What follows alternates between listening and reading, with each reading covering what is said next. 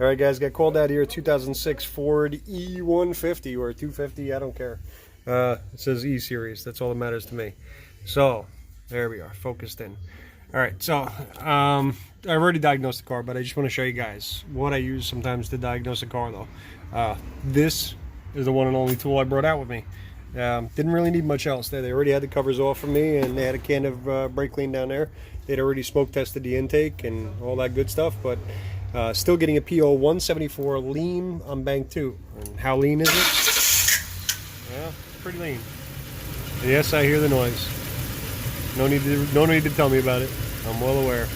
So if I go in there and I'm going to look up fuel trim data real quick.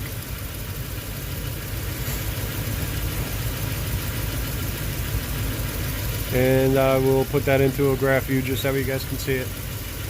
Here's what I'm looking at. Now, my bank 2 on this side over here, long term at 30. My short term still adding on top of 30. So what am I at to total fuel trim? About 42, 45, 41.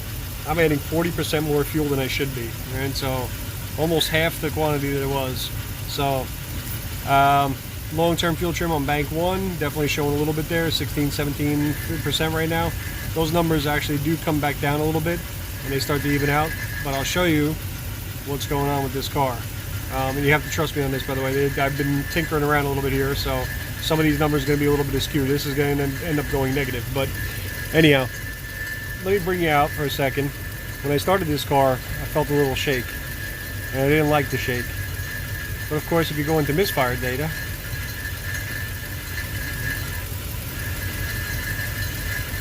and yes, I hear the cat rattling. If you go into misfire data, here's all your current drive cycle. There's no counts showing. No average counts on the last 10 drive cycles, nothing like that. No injector faults here, no injector faults here. Alright, so I go back one and decided, let me take a look and go into generic data and take a look through mode 6. I will tell you, without making you guys sit through all of it. Oops, I hit mode 8. Let me hit exit again, I'm sorry. Mode 6. I went through each one of these, and each and every single one of them will show a pass. I'll just pull one up so you guys can see it.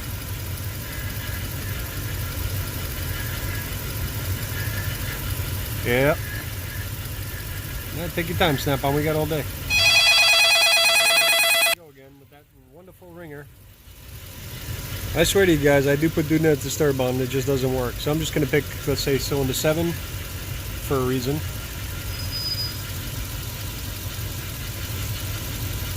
And if I come in here and I look, everything says not complete, not complete, not complete, but there's no counts anywhere at all. So it's not counting any misfires at all in cylinder 7. Fire back out of that and come back out again on this side. And we look, pull up that misfire data again.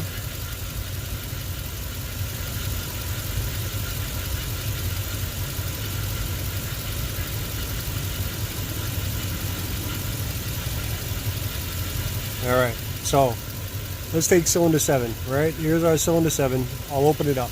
This is our current drive cycle counts. I'm going to reach in there, back here, and I'm going to disconnect the injector for cylinder number 7. Do you see any misfires? No.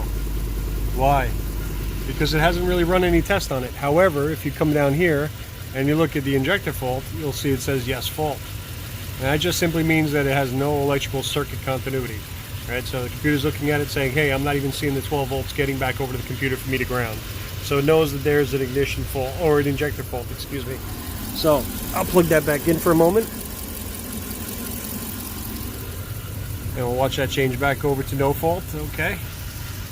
So from no fault, we're going to go back out. Let's do one more test here. And I'm not a huge fan of their test, but in this case here it worked out well. Function test. And we're going to go into cylinder contribution test. Hit OK. We'll continue. And this is what we have. So, looking at this right now, if you look at cylinder number 7, that's a negative 20. And cylinder number 6, that's a negative 18. Remind you, I had a P0174, bank 2 is lean. On this Ford, it's 1, 2, 3, 4, 5, 6, 7, 8 on this side. So this is the bank I'm working with, right? Notice cylinders 6 and 7 are both showing a difference in RPM. That's really what this is here. You're looking at a difference in RPM. It's saying every time it comes around to that one there, it loses about 20 RPM, theoretically. Doesn't really mean 20 RPM, but that's what they're seeing. They're seeing some type of a RPM difference between those two cylinders every time they come around. So, if I disconnect cylinder 7 and it's contributing at all, it should change that number, right? So I'll do the exact same thing, and I'll come in there, and I'll disconnect that injector again. And what do you notice? No change whatsoever. Negative 20.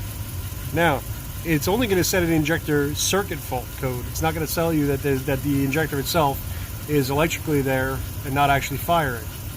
But that's exactly what this car is doing. It does not set a misfire code. It sets a lean code.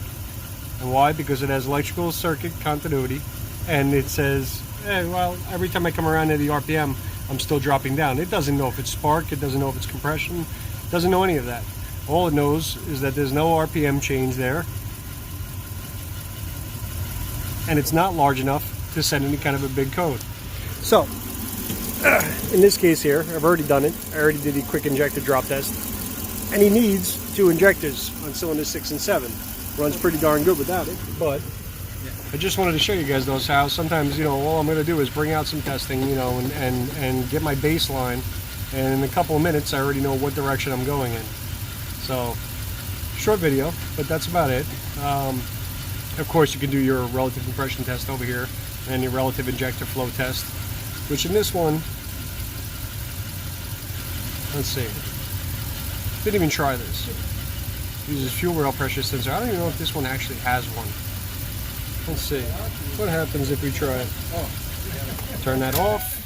Turn the ignition on. Hit continue. Wait a second. And let's see if it actually tries anything.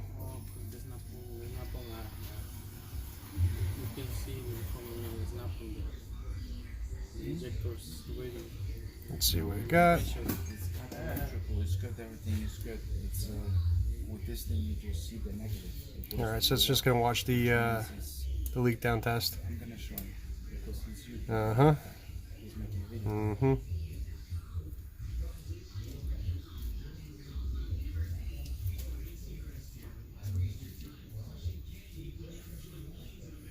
Say hi to the fans, Sal. That's incriminating evidence.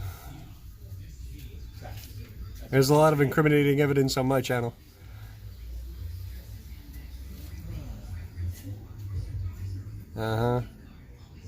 Leak down, leak down.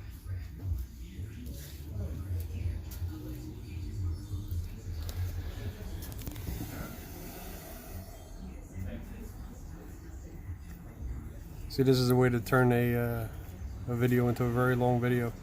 So I give it a minute leak down timer, and it seems to have stopped there. Normal fuel pressure, okay. Injector flow test. Alright, alright. Okay. Hit continue. Now you're priming the fuel pump. And this is going to be a V8.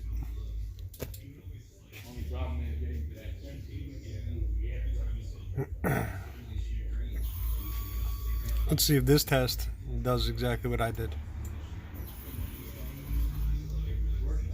Testing injector, doing stage 2 in all 8 stages. Stage 3. I can hear the injectors clicking. Let's see if we can get you guys down there to hear it. Now it's on this side. So just did 5, 6, 7.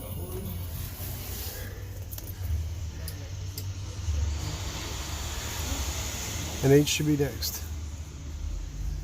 So, what does that mean to me? Not a darn thing. Yeah. Nope. I don't know. If you guys can make sense of that, let me know. Because that right there would be inconclusive for me. What I do is I watch the actual pressure drop. And again, That pressure drop is my main change. So if this means something to you, so be it. To me, I'm looking at injector 7. Looks like it's right around the average. Injector 6 looks like it's right around the average. Hit exit. I want to retest the routine. Please start and run the engine. Yeah. Okay, so any which way. So was that any help? Not even a little bit to me.